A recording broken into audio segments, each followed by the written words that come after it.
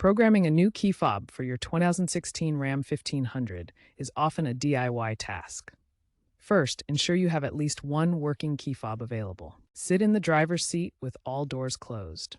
Insert the working key into the ignition. Turn the key to the on-run position, but do not start the engine. Press and hold the unlock button on your working key fob for 4 to 10 seconds.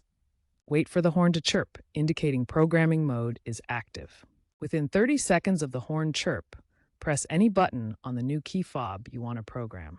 The vehicle can learn up to 8 fobs, so repeat the process for any additional ones.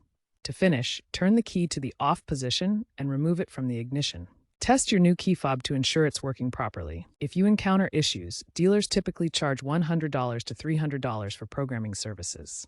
Also, ensure any aftermarket fobs operate on the correct 314 MHz frequency for Chrysler vehicles. If the DIY programming method fails, it may be due to security locks or module errors that require professional intervention. For enhanced security, Stellantis provides over-the-air updates that improve key fob signal encryption. While the 2016 Ram 1500 doesn't support digital keys natively, aftermarket adapters can enable phone pairing for modern convenience.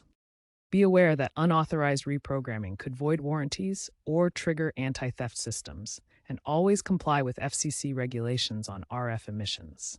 For enhanced security and modern features, consider aftermarket solutions that integrate with digital key technology, though full compatibility may require professional installation.